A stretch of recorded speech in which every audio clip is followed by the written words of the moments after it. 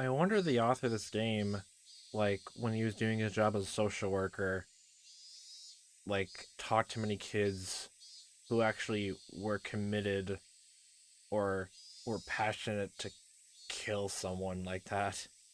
Even to someone who was, like, close to the, like, to say someone close to them like that. It does seem very passionate, all that, and since it's clear to see sometimes like his experience in his job like applies to some the details in this game. I wonder if it applies to that as well. And by that, I guess parallel note, I wonder if that's also the reason why the teacher also wanted to hide, or at least not bring up the first phone call that Sadako made, the fake phone call, not to let Keiichi know about it. Since definitely he definitely is more emotional about it than anyone else. And that probably will rile it up even more, and maybe even to that extent, planning to kill Sadako's uncle. If this all is just all without a supernatural element to it, only. So either the child consultation services get Sadako now in time, or and maybe Kichi bikes off, or literally they don't come in time and he goes through anyway, or he's literally that too resolute because everything that he's done to her. Oh god. It's bad either way.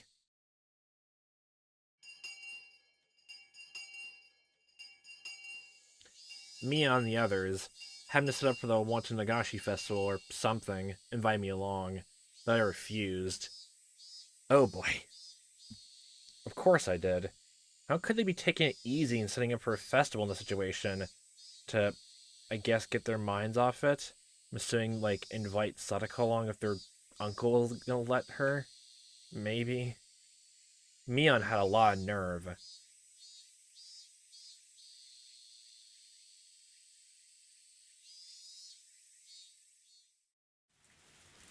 The first thing I did when I got back was take a shower.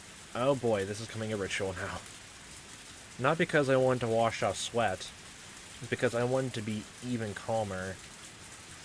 Oh. Oh, okay. I already understood this. That killing that man would be so very easy. Physically, maybe. If... No. Like, if you, like... Oh, God. If you were stronger, yes. It would probably be very easy. But, no, and since it was characterized, the uncle also, like, works at the Yakuza in some way, I don't think he's exactly, you know, I guess, slow on reflexes.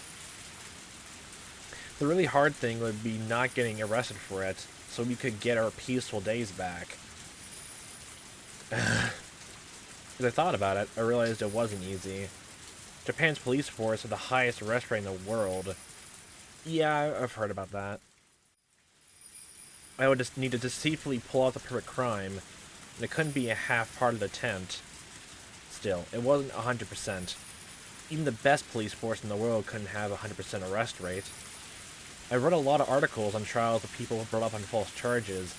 Yeah, wow, I remember learning about the exact same thing, probably even younger. A court that consider whether charges are false or not, and figuring out the real criminal is entirely out of scope. And that meant perfect crimes did exist. In fact, perfect crimes were sort of like works of art. They could even be respected and revered. I guess. You just had to look at the innuation of mystery novels everywhere throughout history. That was also in my mind, yes. They dealt with all sorts of difficult to solve incidents, involving secret rooms and alibis and stuff. But they all wanted to show one thing.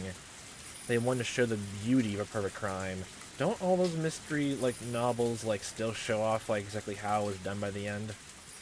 And again, I think I brought up before about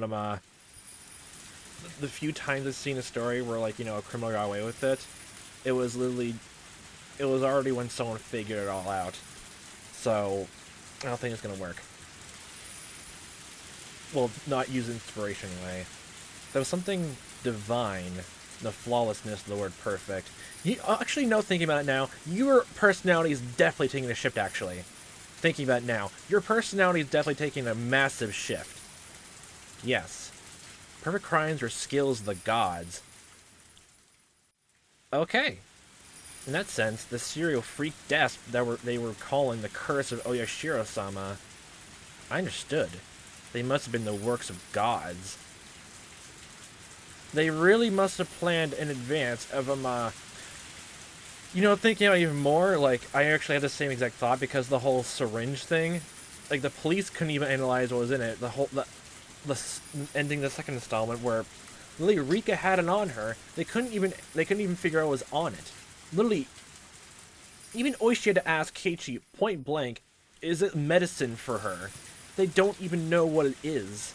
At least right then. They're not going to test it on someone, of course. It's just evidence then.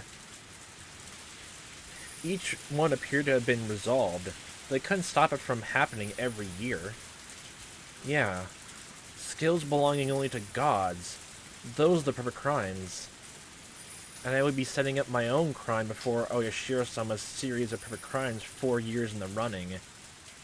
If I were to put it boldly, I was challenging a god. Foolhardiness would be needed to make the decision, but I need to be calm, cool, colder than ice to put that plan together. Kill him like a flame. Snuff out like a candle? But as systematic as ice. Starting now, I need to retain both of those ideas within me. Modeling my crime to a mystery novel wasn't actually a bad thing to focus on. It's a good first outline, I guess, if I had to indulge this. Sometimes kidnappings involving disturbing original methods that made it into the newspaper were focused as a basis for novels when a person was arrested. Stuff like that made it into the news. Yeah, but wouldn't the perfect crimes be ones which no one knows how it happened? Day and night, for a very long time, mystery novel authors polished and refined their most fantastic artistic crimes. Yeah, I think I even had my own version of two people, like being killed the exact same night at a hospital. And to be honest, like I had the culprits like motivation how they did it almost perfect, but it wasn't because it wasn't because, like, you know, they planned everything out. It was mostly just because all the two murders happened in almost coincidence. The first one did anyway, and the other one was in reaction to that first one.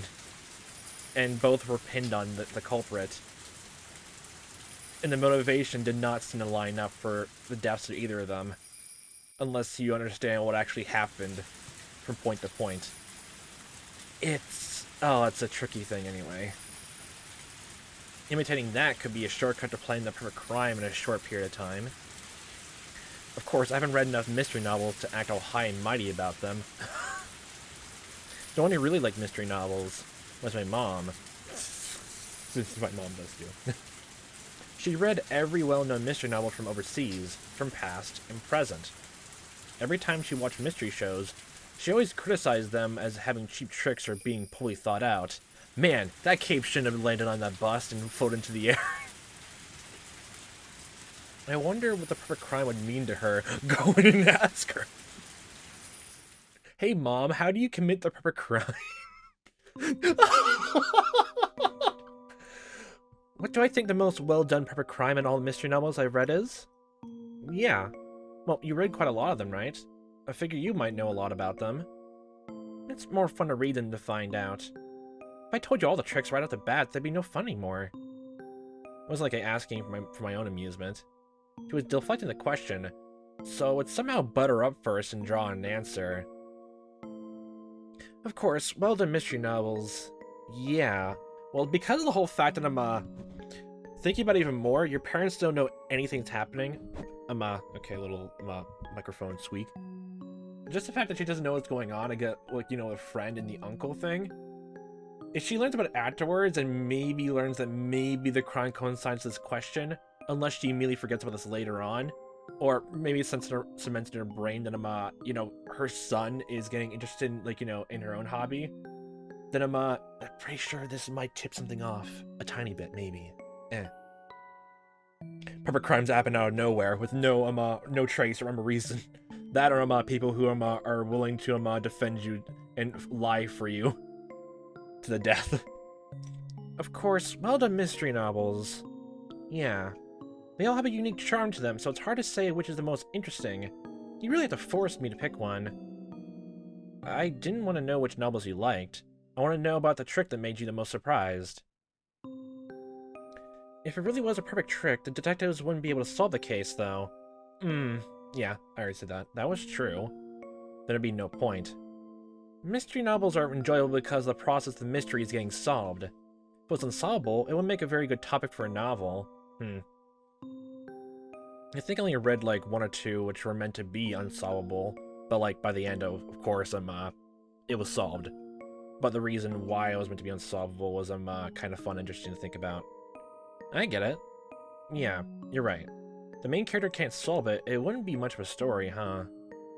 Was I being too simplistic? A mystery novel is basically a game. Yeah, basically. They were written so that you can get to the goal, so that you can solve them.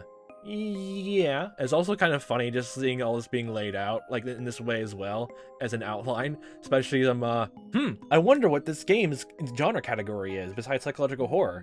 I wonder. I couldn't use something so optimistic. It needed to be the be-all, end-all trick so that we could, without a doubt, return to our old lives. It's not going to be all the way old to lives because she'll still have trauma. But close enough, I guess? By the way, Keiichi, do you understand that truly perfect crimes don't even become stories? Mom looked at me intellectually and grinned impishly. My god, stop it! Stop getting my brain! Stop it! Never gotten to read it. Apparently one time a long time ago, Mom had written her own mystery novel and submitted it for some mystery novel award. Apparently she was really into it. Oh. Don't even become stories? What does that mean? Keiichi, what are the essential parts of a story? A beginning, a middle, and an end? In a mystery, and I guess in normal, like, fiction, it's mostly motivation, action, and I guess I was going to say drive, but that goes, of course, corresponds to motivation as well. Motivation, action. Correct. The beginning, of course, is especially important.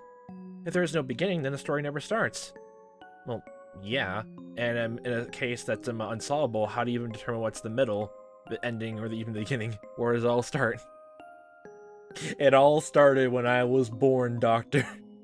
Well, yeah, nothing happened, nothing would begin. Right. Nothing had happened, so there wouldn't even be an incident. Detectives wouldn't be called, so there wouldn't be any mystery. There would be no mystery, so there would be no solution. In other words, it would be the ultimate perfect crime. Wait a second. Could you explain that again? I think in a roundabout way, she's implying that, you should make, the uncle go missing. Your parents are endorsing it. Secretly. No, Mom just told me something absurd. And she's saying it so smoothly, too, so I kind of tuned her out, but she said something extremely important just now, didn't she? It's not really that difficult to understand. Basically, if no one can even detect a crime, then yeah. The incident just has to never come to light, that's all. Just has to never come to light. So kill, hide, and there's also that, there's also that fun little thing of burying a body and then putting, both a dead cat above it and some, an endangered plant species on top of it, so there's double whammies exactly for the police not to look it up, because when a sniffing dog comes, like, you know, to that exact spot, they can't exactly dig up the spot because of endangered species and flowers and all that, and also they'll think that the dead cat is the thing that the dog is smelling up, and they give up. There's that. Don't ask me how I know this. No? For example, how about this? Oh, a flashback to the trees. And there was the very first 3 things in the beginning of Sadako trapping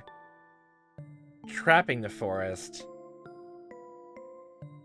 Oh god, actually, are you planning to make sure the uncle gets stuck in a trap and then make sure no one finds him? Oh god. For example, how about this? Say there's an old man living deep in a forest nobody goes into. Uh-huh. And one day the old man gets killed by an axe. And, let's say the criminal was the old man's son. He went to the old man's house and they were drinking together, but they got into a fight and he killed him. What an extremely cheap plot. That's on the nose. That's on the nose, Keiichi. You barely even heard the story that your mom just made up out of nowhere. It was an impulsive crime without a bit of planning. If it's an impulsive crime, like, for a mystery, what usually the person does afterwards is probably the most interesting then. That or, like, just figuring out, I guess, the reason why he turned impulsive. That's also, I guess, another avenue. It was pretty far from a perfect crime. But Keiichi, the house was really, really deep in this forest. So deep in the mountains that nobody ever got that far. And the son would go back to town and say the old man was doing fine. What about that as a perfect crime? Keiichi, this incident would only begin when it was found out the old man was killed. If nobody ever visited the old man's house after that, that beginning would never occur. The beginning would never occur. Especially if no one decided to visit the man, and maybe after years, he, if everyone, like, okay, go on and expand the details of this whole thing. If people will, like, understand and know that, the old man is self-sufficient, water, he has his own farming thing, he goes hunting out there, deep in the forest and all that, people wouldn't have, would still believe he's out there living his best life, and, they don't really need to meet him and all that. So, if either, I guess the son wanted to do is just bury the body, just put it somewhere deep in the woods, and just let the body rot. And if anyone just actually soon, in the far future, decide to talk to the old man, then he wouldn't be at his cabin. And if they find his body later on, rotting and all that, they would probably just assume a hunting accident, something happened. That, or they never do find him. So basically, the story wouldn't start. The incident would come to light, and they wouldn't call in detectives. And nobody would be suspicious in the first place, so there'd be no mystery.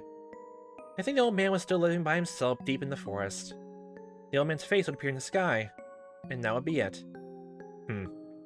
Especially, if Lily, the son can literally just say, actually say the truth of how his visit went before his crime happened, and people, if you, say something genuine, that it kind of extends your voice and your posture, and all that. Lily, using the truth to tell a lie. Nice.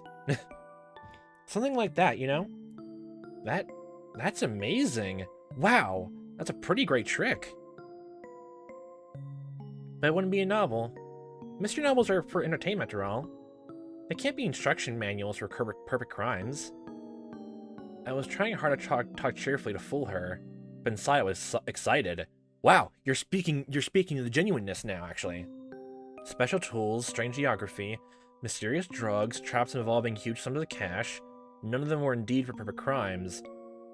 Strange geography, mysterious drugs, traps involving huge sums of cash. Maybe not the last part, but the traps. The special tools, actually. Technically, that's all involved in the story. The important thing was that there wasn't a beginning. As long as the incident didn't come to light, it would be fine. Speaking broadly, if I could kill him without anyone finding out, and dispose of the corpse somewhere no one could find, it would basically already be a perfect crime. Of course, if someone up and vanished one day all of a sudden, people would get suspicious. But that didn't apply to this man. Last year, after their aunt died, he ran away from the village in fear of Oyashiro-sama. The night of Wanton Nagashi came around again, everyone would have had to think that he ran away in fear again. I mean, he had been living with a lover of his in town. No matter what it felt like when he vanished, no one gets suspicious. And I guess in a more dramatical irony in some cases, maybe the police also could have another motive of figuring out that if he was indeed murdered and his body's hidden, then The Yakuza probably found and killed him in the town of Hinamizawa. Oh boy. People hated him after all. No one would care where you went if he disappeared. When I thought about it like that, it got easier and easier to imagine killing him. There's no point thinking inside my house anymore. Inside your house? What? Were you planning to, invite him to your own house and kill him here? I left, get my bike out of the garage. For now, it didn't matter where I was going, just let the pace go. Oh my god. I just rode through the wind, trying to calm my excitement by feeling the cool air in my body. Where I kill him, how I do it, what time, and how to dispose of the corpse. If I just had those 4 things, I could get a good plan going. That's another thing. I always wanted to see exactly how a mystery story would actually, where the main character is, not even a twist thing of, suddenly you realize, oh my god, the main character, everything was perfectly worded, so, he actually did commit the crime right under our noses. But, I guess how this chapter is going slowly, if he does end up doing it, then you know from the very beginning that the main character is plotting to kill someone, the motivation, everything like that. Or literally just a case of, you just see them, kill someone in the beginning, and the rest of the story is the reader figuring out why they killed them, and I guess seeing how people, try to figure it out, depending on whether they do or not. That'd be interesting to see. I was so surprised at how little there was to the side that I shivered. I've been completely prepared to build this humongous plan over a really long period of time. That's what every amateur killer would think. No, I'm not giving ideas. But if I could just get these little things in order, I could put into motion. It reminds me of sometimes of going through other mystery games. It was probably easier just to kill someone and just drop the body just right there and there, and just go back to your house and nothing else, because nothing else ties to you. I think there was 1 or 2 cases like that in Danganronpa that was like that. If only they didn't do this or do this humongous plan here, no one ever pointed to them. Today was Saturday. Yeah, and I'm assuming, okay, Saturday was they had school, so they don't have school tomorrow, so yeah. I would have to kill him on the night I wanted Nagashi. So as long as I was standing in for Oyashiro-sama, I only had 24 hours remaining. Go to the shrine, basically pray to Oyashiro-sama, saying, don't do anything this year. I'll take care of it. Sadako, just hang on for 24 more hours. I can't even imagine to suffer through even more. Please, hold out for a little longer. I know you can't even last another second. I know that. But please, just hold out. Your Nini will save you for sure. Oh boy.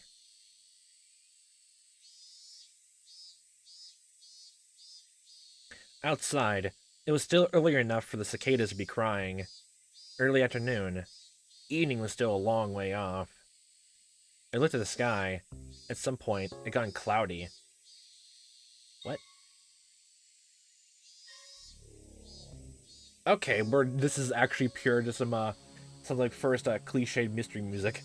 Like Scooby-Doo-esque. Yeah, honestly, like stealth. Okay. It's upbeat, cliched almost stealth. Well, that's my first thought. Just like those cheesy, cliched old Scooby-Doo things. To think of it, it's at the house.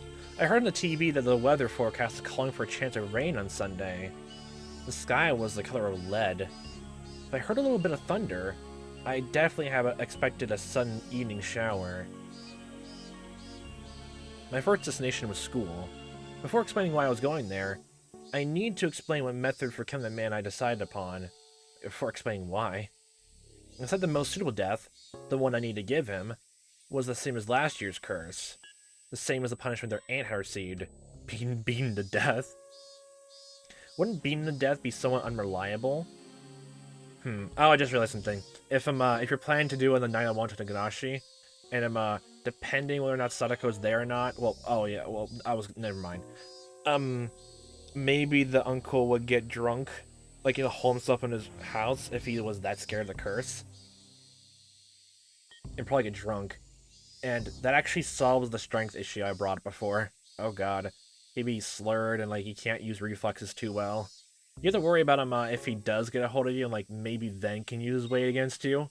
But the weight difference, like, and all that would just be almost nulled if you have better reflexes. Wouldn't beating him to death be somewhat unreliable? You may think that stabbing him with a blade would be more reliable. This is something I had chosen after a lot of thought. It's poetic. You just need to think realistically. The law, it prohibited carrying any blades longer than 10 centimeters, I think. Oh yeah, that's still funny to learn a bit. So the blades available to me, even the longest ones, were still limited to the things shorter than a ruler. You can probably understand how tricky it would be with such a short reach to go up against an opponent that might fight back. In that case, a weapon with more reach, like a staff, would be far more advantageous.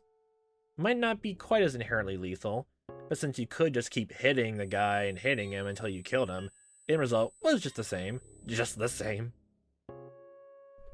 So, was a staff-like deadly weapon, terrifyingly powerful and also eminently portable? At this point, you should immediately think of a metal baseball bat. It's also poetic. Satoshi back. Satoshi's ghost is now back, possessing Keiichi. Oh my god. I don't need to explain how terrifying a metal baseball bat can be as a weapon. Reminds me of a joke of okay, son, you're moving out and moving into your first house. Now here's what you do instead. When you need protection and a thief break into your house, buy a Hello Kitty baseball bat. Because then, the last thing that thief will ever see is the cutesy face of a child mascot being beamed down over their heads. A special note is the fact that you can carry one around in broad daylight and not be thought of as suspicious. That's another thing if people note it to the police. If they do from the body, though. Just those 2 points would have been enough to choose a metal bat for my weapon. Oh god, actually, oh god.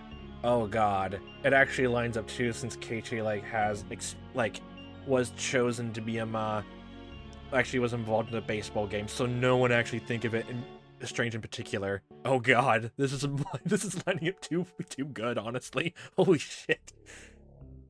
But there's one more reason for choosing a metal bat in particular. I'll speak about it later. This is literally just dramatic stuff. Literally, just all that. I'll describe my plan in detail. I'll leave the most dramatic parts out for later, for when it's useful.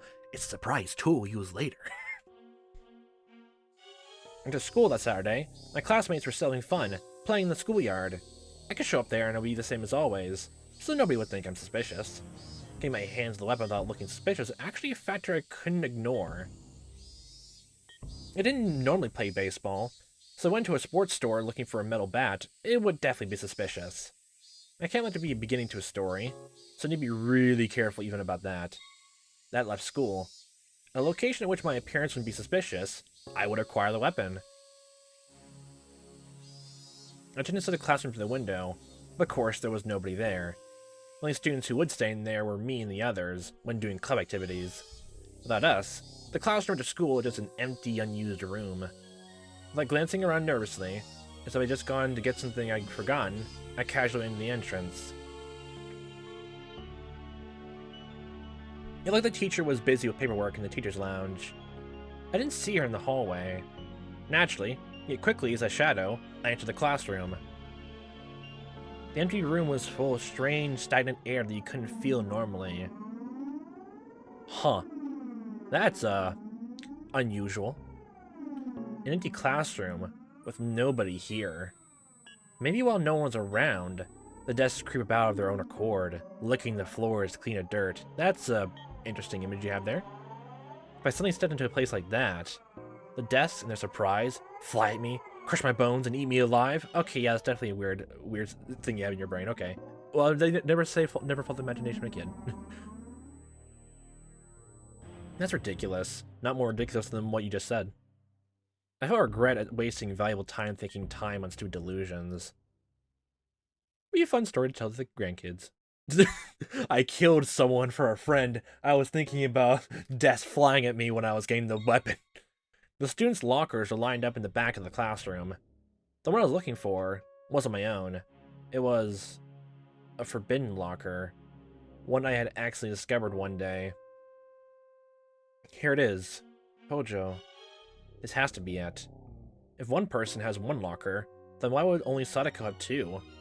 I had made a fuss about it once. After that, I learned it was Satoshi's locker, the same last name as her. Of course, even though it was a locker for a student no longer here, looking inside it was still a shameless act. But one time, let my curiosity the better of me and took a peek inside. Inside it was average and worthless. At the time I hadn't been interested, so until now I had completely forgotten what had been in it.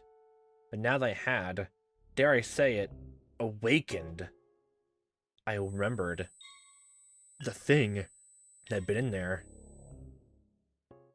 CG of a holy bat.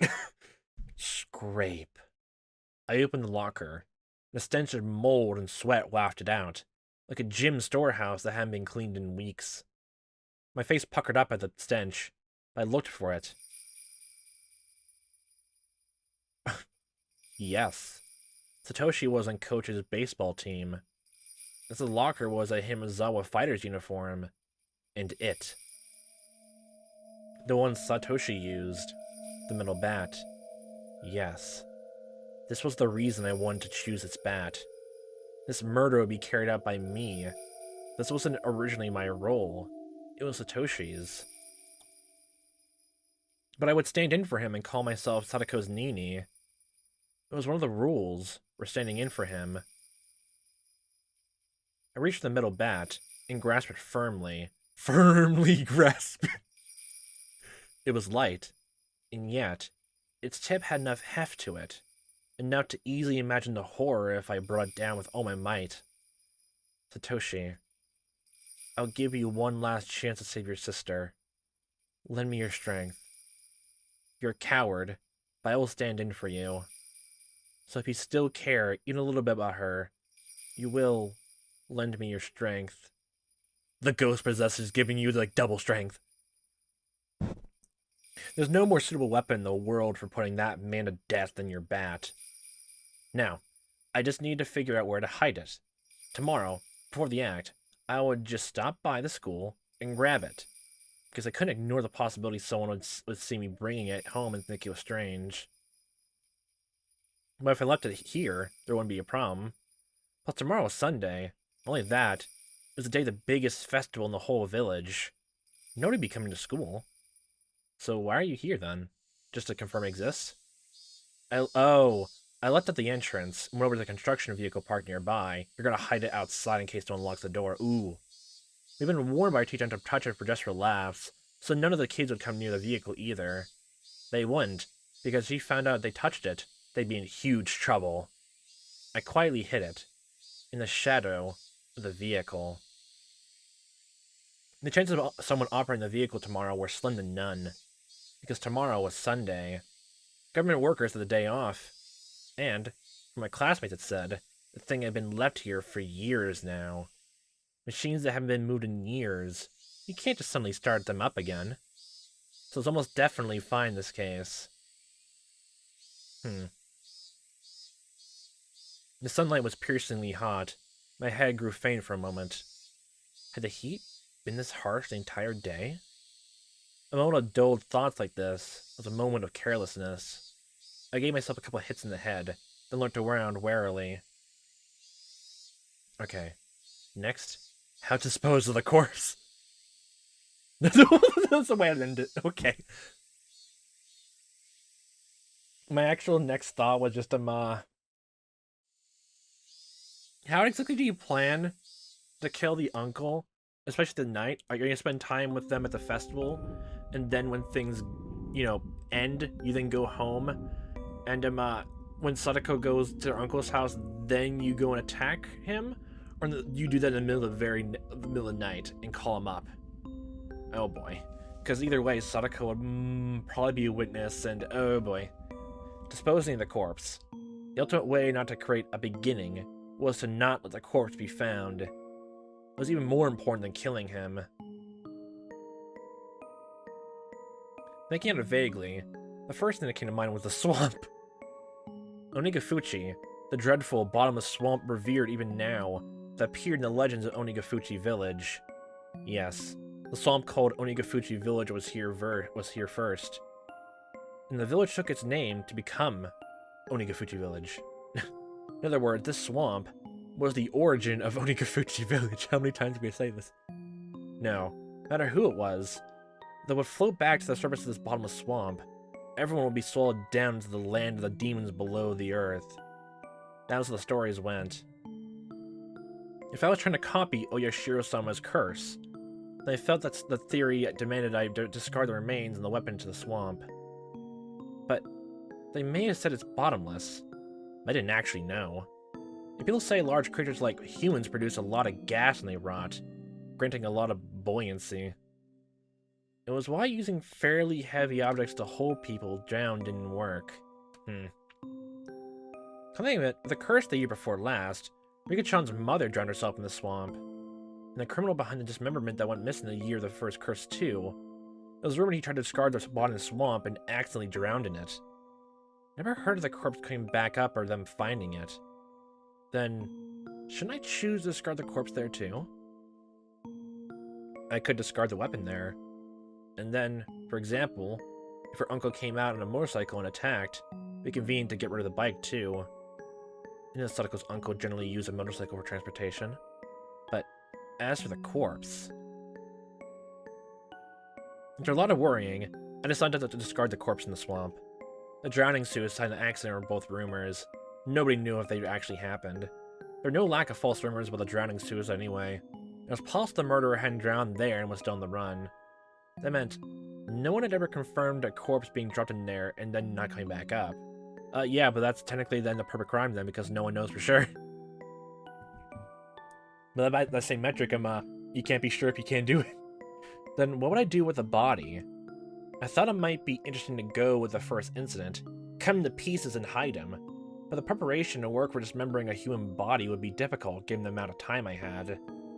With that out of the question, I arrived at the conclusion to go with the more orthodox method of burying the body. Then, where I would bury it was a question related to where I would kill him.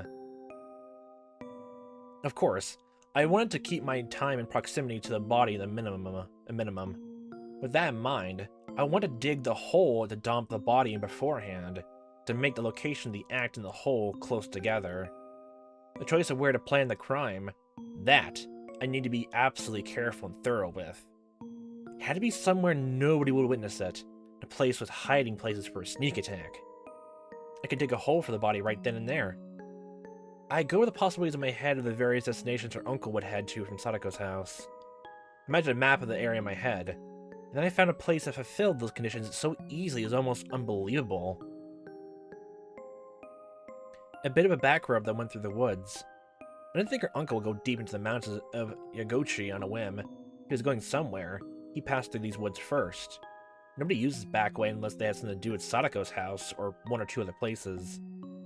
This path was fantastically ideal, as few people used it. Wow, you have this all figured out. I'd wait for him. In these woods. Would an ambush actually be possible? The way you're sounding it, maybe. I went to the trees and tried really hard to hide myself in a few places. It was extremely quiet. My senses could be sharpened here to their maximum amount. I didn't know when he'd come, but I'd wait right here for Sadako's uncle. I actually had some trouble coming to that decision. The question arose whether I should somehow call the man out. Was there a risk I'd be taking by luring him here? The man made Sadako do all the shopping and errands. He still lived on his own business. He wouldn't leave, unless I worked out a plan to force him to, would he? That was the question. Yeah, that was the other thing, because yeah, if he was also afraid of Oyashiro-sama, like, he would be locked in his own house. That's the thing, though. Tomorrow was the Watanagashi festival. Would he go out for the festival, or would he stay inside? If he stayed inside, how would I drag him out of his house? That's right. Wouldn't he make Sadako go to the festival? Sadako would go to the festival. Meanwhile, I would call the man. This is the Okinomiya police station. We had the young lady from your house. Could you come and pick her up immediately? You didn't even have to be the police. This is the clinic. The young lady from your house has been injured. Please come and pick her up. Yes, that worked too. My god, you're using her as bait. If I claimed to be the police of the hospital, told him to come and then hung up on him, he'd rush there trying to figure out what was going on, wouldn't he? But you're preteen before puberty. I think he would notice that you're a young kid telling this. And just the other day, he was visited by a probation officer. He wouldn't suddenly grumble about having to get his niece and not go. It looked like child neglect. The man had no skills useful in their house. Sadako, his slave, was an essential part of his daily life. Conclusion. If he went out to the festival, I'll attack him here, on his way there, or back. If he didn't, I'll lure him out by phone. If luring him out by phone was my first step, I need to be sure Sadako would go to the festival, leaving the house. Where exactly would you make the phone call, though? I mean, there has been that thing of, like, records of, like, police using, phone records to see if any calls are made. So then you either do it by a payphone. It would be convenient if I could make Mion take Sadako to the festival. She said her aunt was a district welfare officer. In other words, an ally to the probation officer. I somehow incited Mion to take Sadako to the festival with her. Well, being who she was, she'd use that fact and get her there. Sadako should just take a break and have fun at the festival with everyone. She should have a good time, reminisce on her former peaceful days. And when she went home, everything would be over. Yeah, that would be the best outcome. With that decided, I need to dig a hole somewhere in the woods to hide the body, so it wouldn't stand out, so it wouldn't be found. And don't you need a shovel to prepare and bring along just in case? Where are you gonna get that? You're gonna get it from your own house. Someplace nobody would see me while I was completely exposed. I buried the corpse. Thinking about it, actually, I feel like, oh god, the police do suspect Keiichi and all that, or someone in the family. They only moved recently, and since some of the house was built, there'll be no reason that we know of that if Keiichi takes the shovel and just uses it, then cleans it off and puts it back in the shed after drying it off. There's no exact reason why I'd be suspicious for the shovel to be clean, especially they moved here recently. They bought tools and all that just start living here, but they haven't used all their stuff as much recently, especially since the dad is an artist, a doujin artist who goes on a business trip sometimes. The mom just stays home and cooks things and all that. And from the sound of it, no one has a gardening hobby, so perfect. I had wanted to be close to the scene of the crime, but it naturally grew farther away. Deep in the bosom of the Black Forest, the voices of the Higurashi were the only sounds here. For me, people shouldn't indiscreetly set foot in this place. Digging a hole, huh? Saying all this aloud. Digging a hole so many tree roots crawling around the ground would be far more difficult than I envisioned. There's like a gardening spade out here in my bag, but that wouldn't be enough. Still, as I looked into various approaches, I managed to find a place I could dig into. Tomorrow, I'd bring a real shovel from the storeroom at home. I'd manage with that. The storeroom, okay. I wonder how big a hole would have to be to fit a human all the way into it. I'd probably have to dig pretty deep down. If I was slipshod in these efforts, I'd let a beginning occur. I absolutely couldn't allow that. Use any amount of time you need to. Mustn't spare any effort to utterly erase him. I glanced at my wristwatch. It's a little past 6. This is probably all I was going to get done here for today. I really want to dig the hole in advance tonight, even if it got dark out. Mom will be upset if I stayed out that late. It'd be good to come off as suspicious to my parents. I need to go back home and give Mion a call soon. I need to get her to promise Sadako to take her by tonight. To that, today will be done. The plan is set in motion. Done. Would it be, though? Was this really everything I could do to prepare right now? I decided where to kill him, decided how to kill him, decided, of course, how to dispose of the body, didn't decide on a time, but I would play that by ear. I didn't have a way to decide that. Was that really all? Was this really all right? Have I overlooked anything? Did this really go how I planned? Just remember how this whole thing is going. Slowly, yes. It's definitely gonna go 100% to plan. Always. After all this, worries started welling up one after another. Have you ever read any kind of story like this? They when a character, basically just says, oh, this definitely happened and all that, and mysteries, even anything that, is a semi-mystery, the first thing everyone says, or, it's never that. It's never that. Or if it is, it's not the way everyone thinks it is for.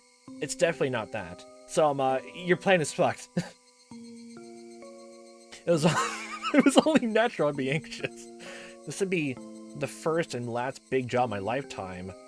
I guess so. The biggest job you ever take upon in your life, and you'll have to take upon the, well, possible guilt and psychological trauma with you.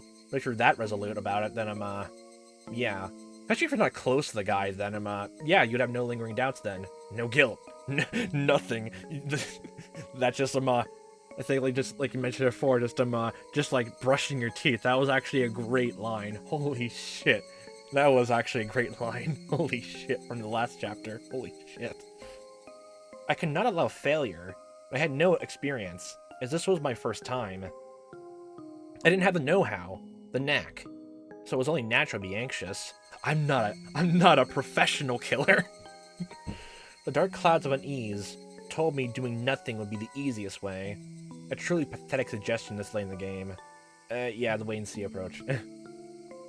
Technically, like, ironically, even then your plan relies on waiting and seeing until you have the right way to, like, take action.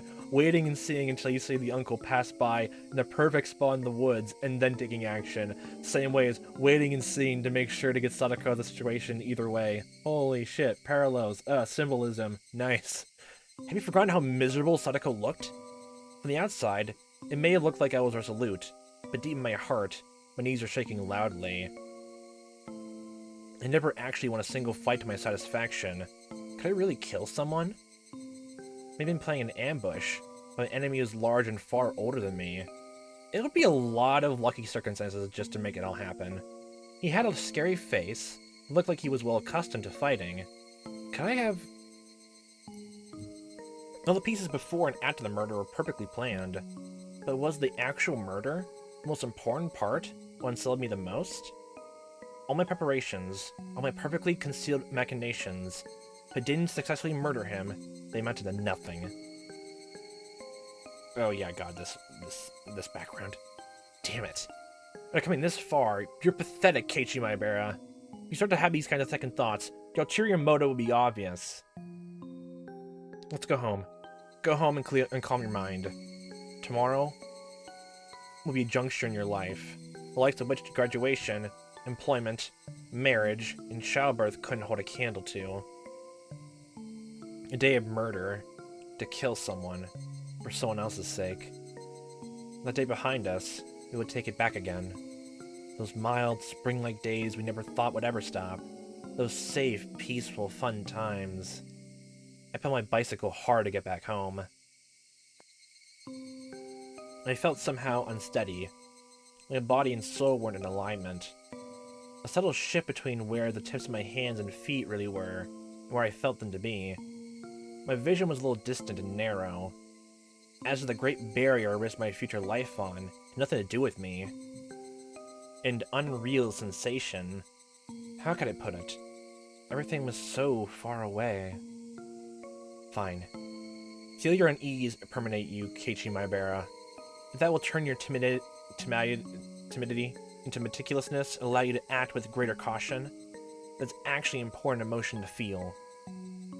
Channel the anxiety to kill properly. This feeling I had never went away that night.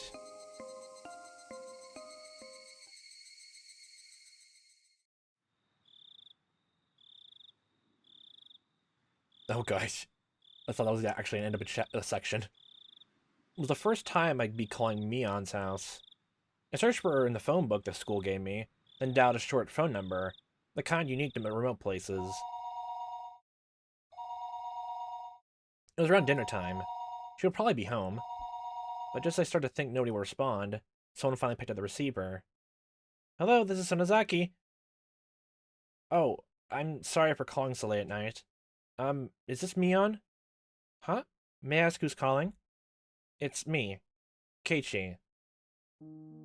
Oh, Kei-chan. It's pretty late. What's up? She seemed in a weirdly good mood, and she drew her syllables out.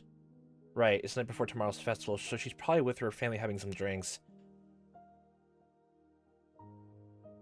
Or the tips. Sorry for the late call. Do you have time right now? Sure, what is it? It's about Sadako. I heard her draw in a small breath near end. Sadako, she's in a pretty bad spot. Hope she's okay. The scent of sake completely disappeared from her voice. She can't be okay. You saw too, didn't you? What she was like? She was completely worn out from all the abuse. We failed her all this time, and now she's become like that. We didn't fail her. Everyone tried their hardest to help her. But we didn't come up with anything, and we couldn't save her. In the end, we couldn't do anything about it, and now she's become like that. I guess you're right. All I did was watch after all. So, well, at least... couldn't we at least let her have fun for one night? Huh? Let her have fun? She's been so battered lately, you understand, right? That's why. I want you to take her to the Wanted Nagashi Festival tomorrow. I don't mind. But why? Why? I want to give her a breather at least for a festival night, you know? Just one night. If she can get away from her evil uncle, then I think she'll be happy. Even if it's only for a little while. Yes, but why? Why? Why what? I was a little difficulty understanding what Mion was asking me. Why, well, I mean, why don't you bring her, Kei-chan? Why do you need to ask me to do it? Mion was persistent about odd things. No, maybe it'd be better to say that she was sharp. Well, I actually have something to do tomorrow. I can't make it to the festival. So I wanted you to take Sadako there for me. Something to do? It's nothing major. Definitely not. I'll probably finish quickly, but I might not be able to meet you all with you tomorrow. Hey, Mion? Can I leave Sadako to you, just for tomorrow night? She took a long time to give her reply. I got the feeling that Mion had been acting weird for a while now. Like she was flustered by emotions or something. No. Huh? Was that a sob? Mion? Are you crying? No, I don't want to. I don't want you to push this into someone like me. I'm not trying to push anything onto you. Just for tomorrow night. That was a lie! What? I think she caught on to something's going on. What? Mion? What was she talking about? Saying it's just for the night of Wanta Nagashi. Then it was... forever. Liar. I guess we're even, huh? Couldn't keep the promise I made with you. Left her alone along all this time. Had no idea what to say to that. Mia was clearly now talking to someone other than me. I didn't know who. All I could do was listen to her in a daze. You never came back after that, and now you called me again to push her onto me. So unfair. Hey, you're Satoshi-kun, aren't you? Mion, what are you talking about? When I said her name, whatever spell was on Mion was released. The ghost possession is back! I'm sorry. It's nothing. It's just that I got a phone call a lot like the one you're making now, a long time ago. Was it from Satoshi? Mion didn't answer. All I could hear were sobs coming through the receiver. Sorry. I think I'm still a little tipsy. I got all weirdly emotional. Sorry, I probably scared you. I had no idea how it happened. I was pretty sure that last year, on this very day, Satoshi had called Mion and told her to bring Sadako to the festival. And when she asked why he needed her to do it, he replied the same way I just did. It's all coming in circles. Satoshi didn't go to the festival, did he? Yeah. He said he had something to do and couldn't make it. He told me to take Sadako there in his place. At the time, Satoshi said it too, didn't he? They leave Sadako to you? Yeah, he did. Just for tomorrow night. The way you said it was just like how he did. Just got a little upset caught in a memory and all. I didn't expect this. Satoshi had given her the exact same phone call 1 year ago today. Oh boy. And to that, Mion had said more. That he was lying. And told her it would only be for the night of the festival. I get it.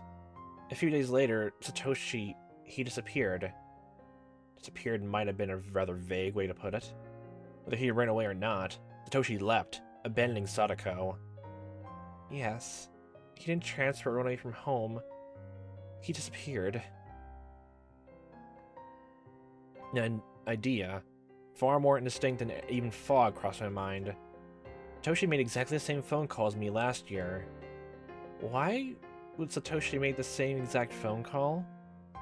If, in the truest sense, he really made the same phone call as I am right now, the incident where their aunt was beaten to death, could it?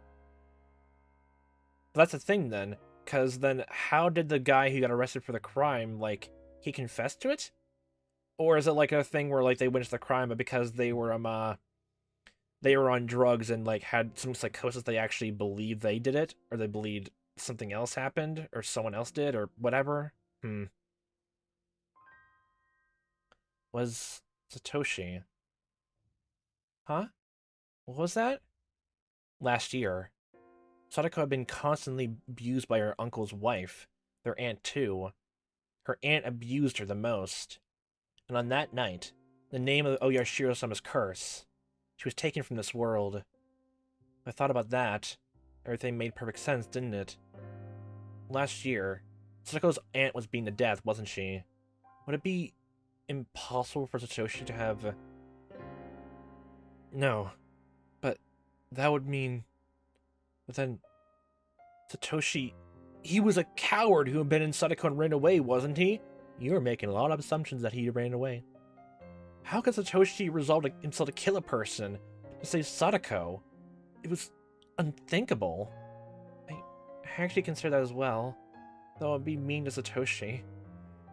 A few days later, he disappeared. On Sadako's birthday. When I first heard it, I flew into a rage. What a cruel day to have run away on. But when I thought about it like this, the story changed completely.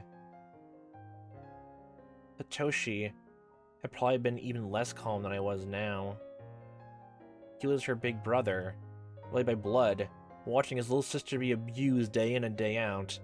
And that's why he couldn't keep calm. You know, thinking about it now, that either Satoshi in every single, route here so far is always being used to compare to, like, what's happening with Keiichi, like, right now, as is. Like, I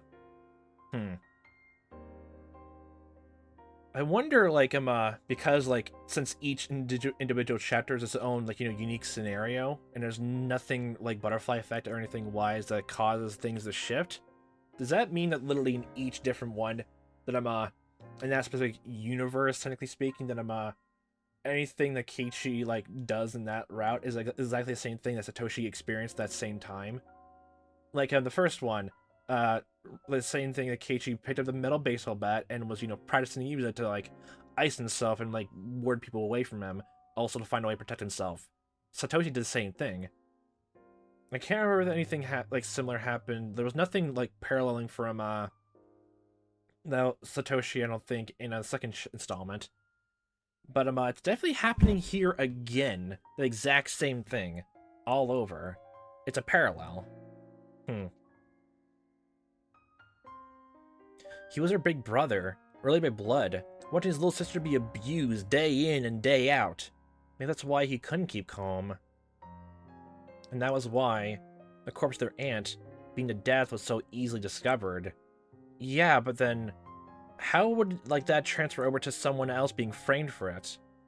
Like, is it literally just because that guy who was on drugs literally thought he did it? Something like that? But then he conveniently choked to death in the prison before the police could even verify it or not through further questioning? Especially there's other... It's a lot of things to consider. They're pushing it, but But this is still definitely the question arc, and it's very early on, so maybe it's not the whole story. Satoshi lost himself in his anger and hadn't hidden the corpse. He permitted a beginning to occur. The police conducted a full-blown investigation. It was easy to imagine they wouldn't take long to pin down Satoshi as the culprit. Satoshi. He wished for a return to peaceful days with Sadako, and though he cheated for a time, he had been steadily driven to a corner. And then, he wanted to at least hold out until Sadako's birthday, but finally, they nailed him. That actually does coincide with the other way of, like, all his money was taken out of the bank account at the exact same time. But they also gave the exact same reasoning that he was taken away the same day he was planning to get a teddy bear for her, but at the same time, Keiichi didn't pick up on that. And he's nailing this down, so this is not what happened, definitely. It's the teddy bear thing, actually, thinking about it. But they're using the parallels and all that to bring it all up. At the time, Satoshi had been carrying the savings he amassed to buy Sadako a giant stuffed animal for a birthday present. Oh, now you realize that. Okay. He would buy the stuffed animal as her gift, and then get caught. Or he could use the money and disappear. That was a choice he had been forced to make. And he decided not to make Sadako the sister of a murderer. If that was the case, then it must have been an unspeakably bitter decision.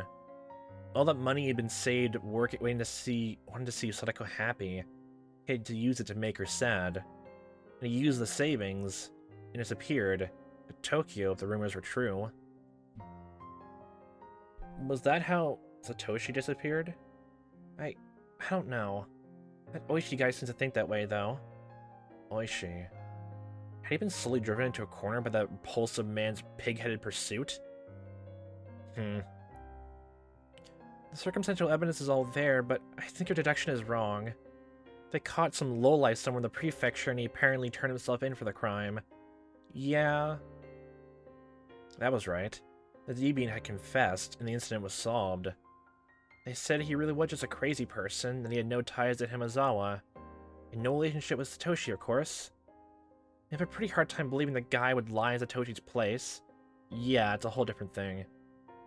So, I mean, like, yeah, the whole drugs thing, there's that, but, like, if he was sober for, like, he definitely was, he said he stayed alive a few days, like, that means he still said that as well, thinking about it. Oh, that's actually a good point, actually, thinking about it more. You couldn't just arbitrarily decide like that. You never know where or how humans are tied together. The guy took the blame, then it was a perfect crime. Okay, you're taking it like that. Of course, if it really was a perfect crime, there would have been no reason for Satoshi to vanish. Yeah, so something happened to him specifically.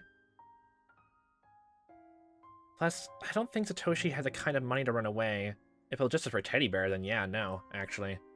That day, he withdrew all his savings. I don't know who I'd tell this to, nobody believes me, but that's what Annalie said he was buying for Sadako. It was gone from display. Sold. It was the exact same toy store. Wouldn't there be a witness saying that's, like, you know, that Satoshi, like, bought the thing? This teddy bear? Then that proves it. He definitely didn't kill him. He didn't kill his aunt. And if he did, then, like, something happened on the way back. Because, like, if how that's worded is true, then, like, how it's been so far, they didn't give a specific date. Then, like, the police caught the guy, either, like, caught the guy who was, like, you know, taking drugs, whether it's, like, poppy or whatever it is, like, either the day Satoshi went missing, or literally after he did. Which doesn't make any sense. Like, if he really did, you know, kill his aunt and all that, it doesn't exactly correlate. They're making it sound like the whole thing happened the same day, like he went missing, like, you know, figuring out the real, I guess, quote-unquote culprit. That wouldn't make any sense either. It must have been Satoshi. Wait a minute.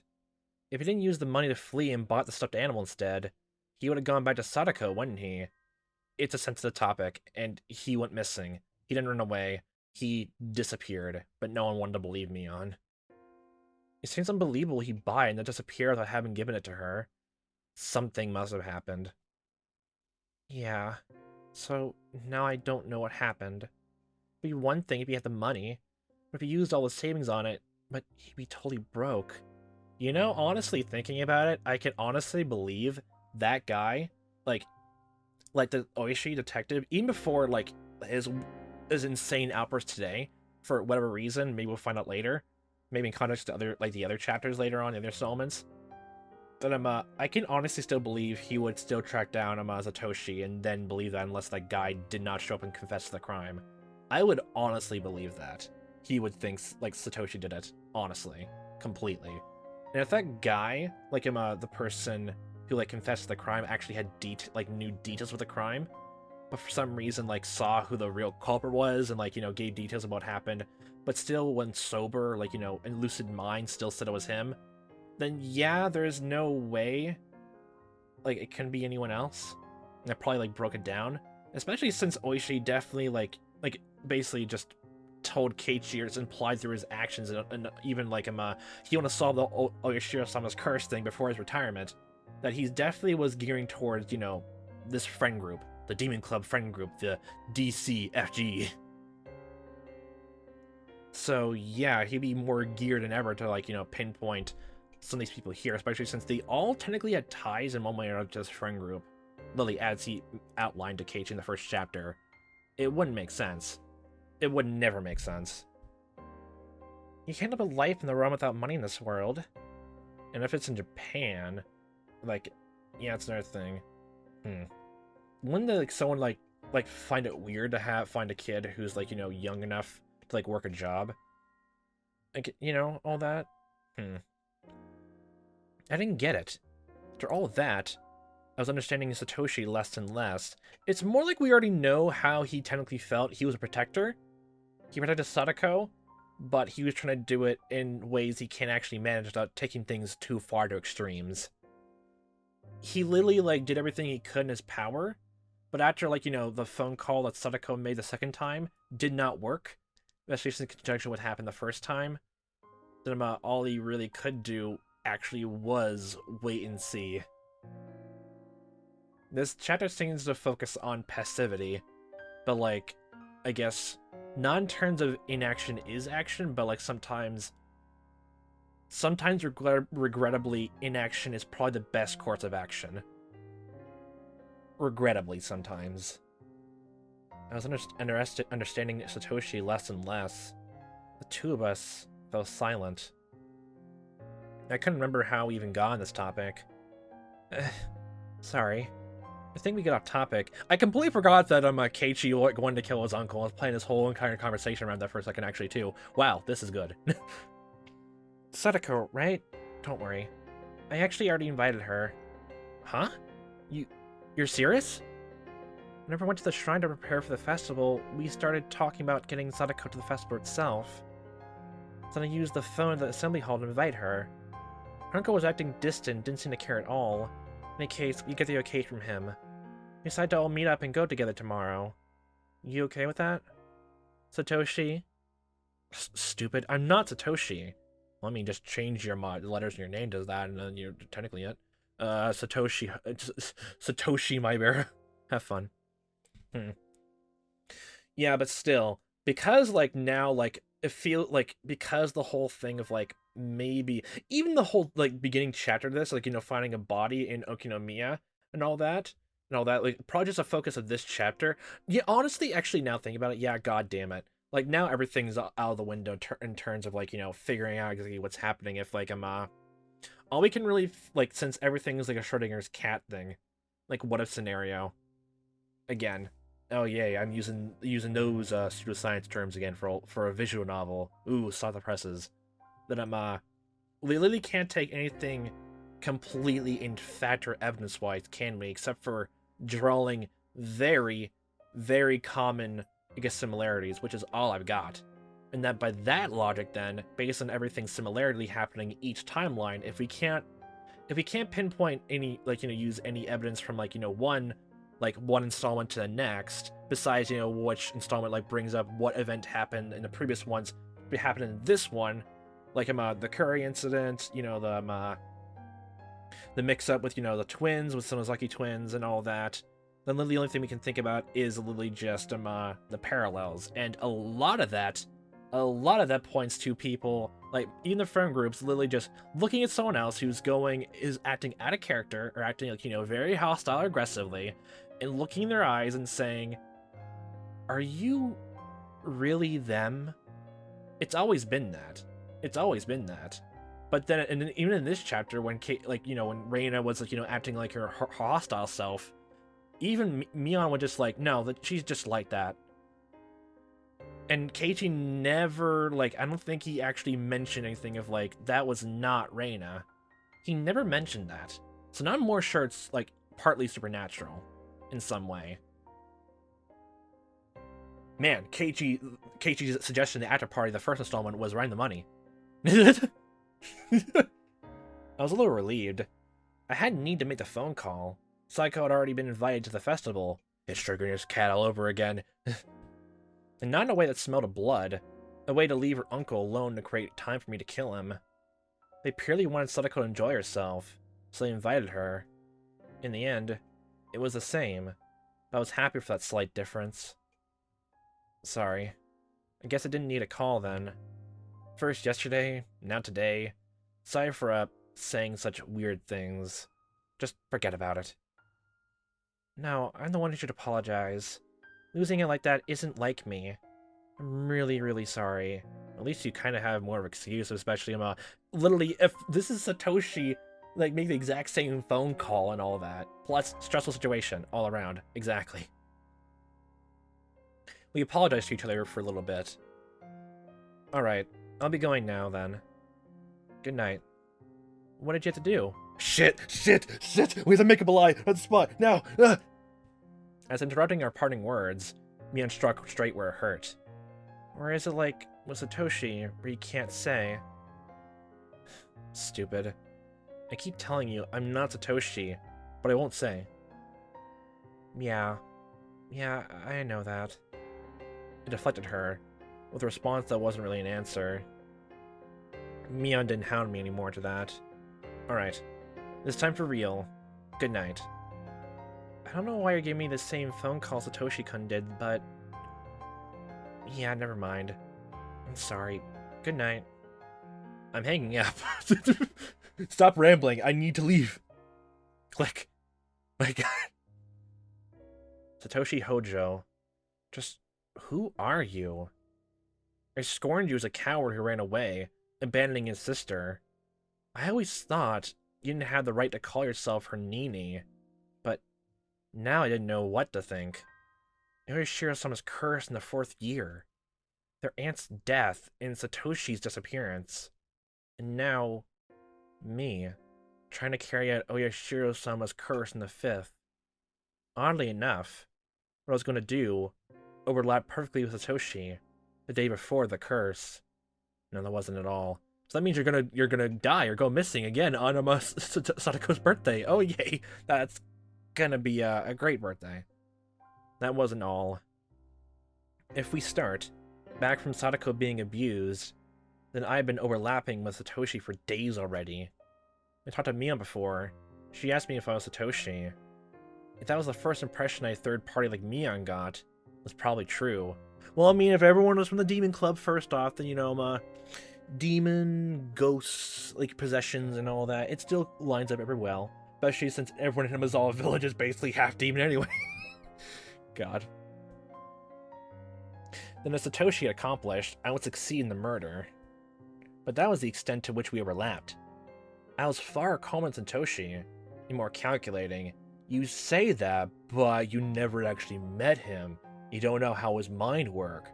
Maybe he was more calmer and more calculating and more intelligent than you. And it still ended that way. I could actually grow calmer, the more enthusiastic it became. That's why I wouldn't follow in Satoshi's footsteps. You don't really have the knowledge of that, so you can't really break it then.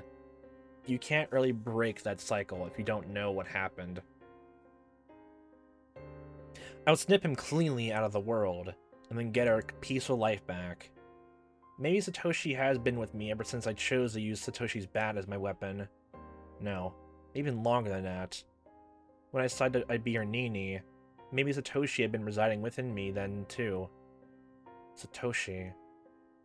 Were you really a coward? No, I never thought that. Or are you a true Nini even now?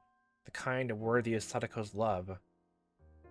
I never met him, or spoken to him, didn't even know his face, and yet I felt so connected to him. Never felt that way before.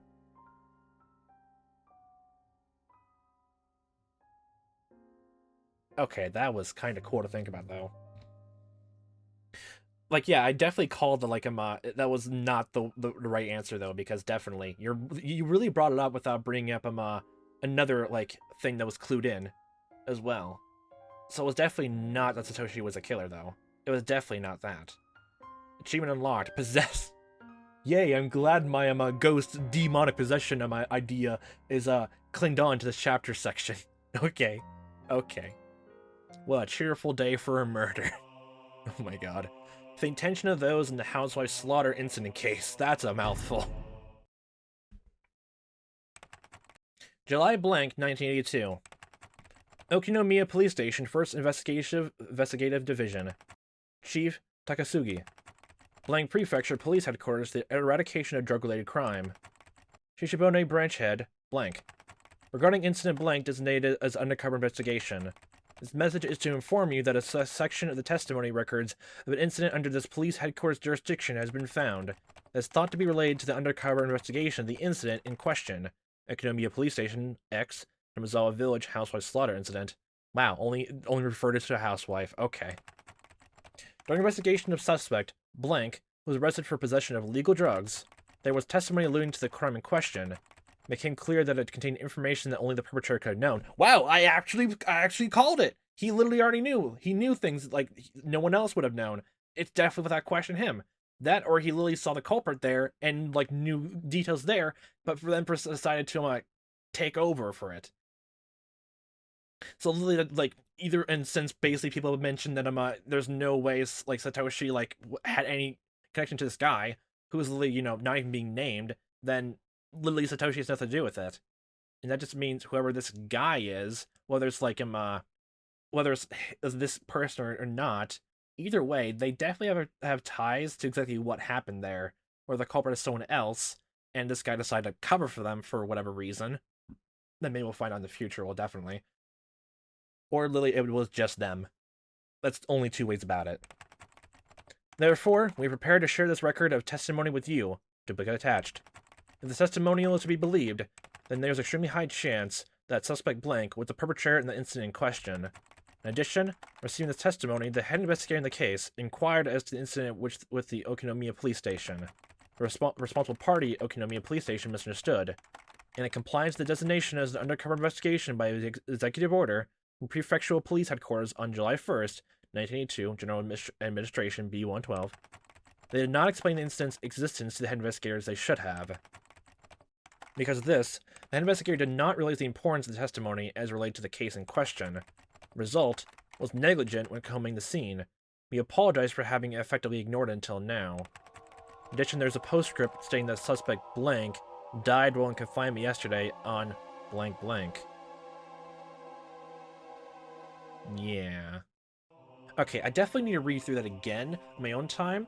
I definitely want to understand exactly what was the last part. We could maybe like brain glossed over a bit, because I'm tiny bit excited now, just realizing that I was right. That Satoshi wasn't it the whole entire time. Keiichi, you stupid. Sometimes. You're stupid sometimes, okay? Even when you like do smart sometimes, sometimes it's not right in the end. It's usually your go-to thing. You're halfway, no, you're 3/4 or quarter on the ball, but then you fail the very last second. That's literally it. You're good at picking up the slack, and like, you know, making things go like to plan accordingly, but not to the very end. That's been shown time and time again. This is not gonna go well, and just based on that alone, with the emergency thing, I don't think it's gonna show up. The welfare services are gonna show up that quickly. And if they will be, it's gonna be literally the day that the day that Keiichi like kills his the uncle Teppei. So dramatical irony all around. So, and like, And almost in a very weird way, Keiichi is kind of extending the cycle, but now in a different way. It's now with more things to do, under different people, under different names. I heard, like, I want to bring this up. I don't know the whole full extent of it, though, so, like, don't take anything I say with a grain of salt, even, like, though, like, I heard about it before and maybe take, like, 1 or 2 psychology courses, but I don't know the full extent, so take nothing I say as 100% fact. There was that whole thing about, I guess, like, the cycle of abuse, that, people who have been abused in the past then continue on to be abused themselves, which sounds absolutely heartbreaking. Like, that's probably the whole thing with the whole cycle of violence, stuff like that, continues and goes on. But I don't know if that's exactly 100% right. And I was reluctant to bring it up because I don't know if it's true, but, like, I'd be remiss if I didn't bring it up at least some point. Especially since it's been in the back of my mind for quite a bit. I just want to bring it up even if it's not true in the slightest, but it's a popular myth. Not like that whole stupid Alpha and Omega, like, wolves bullshit. Like, Jesus, that was disproven. By the same scientist, no less. But yeah, you're missing, like, not to bring that up. And I'll probably I'll look into that to see if that's actually true or not. Just because, like, it sounds true, but, like, doesn't mean it is true. And again, that's just very heartbreaking if it is, as it continues on. But yeah. Okay, so the next chapter is going to be the festival. That's chapter 9. So that is going to be the act itself. Then literally the next three chapters will be the fallout of that. Whether the police, find the body, or, like, someone picks up on what actually happened that day as well.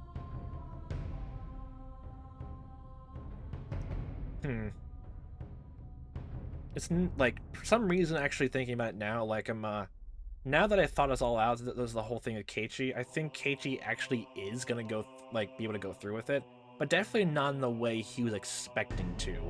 Definitely not that.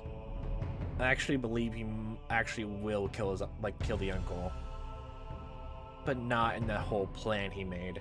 Especially since, like, just from the sound of it, he basically laid out the entirety of his plan, and nothing else came about it. And dramatical metafiction inside of me tells me that it's not the whole thing. I'm actually surprised about everything goes according to plan, actually, but then it focused on something else. Just, geek is surprising. I'll actually be really surprised if everything goes according to Keiichi's plan, based on how everything has not entirely gone to plan with him up until now. Even the practice, punishment games and all that. I'll be super surprised. Which now I actually kind of I want it to be that way now. That actually sounds interesting now. He's regressing almost in a positively negative way, if that makes any sort of sense. Which technically doesn't, but in the same way has own logic. Nice. But I guess we'll see what happens, whether Keiichi actually kills the Teppei uncle or not, for next time. So, hope a fun time watching this as I am playing this. Hope you see me next time, what time that may be. And I'll hope you a fantastic day.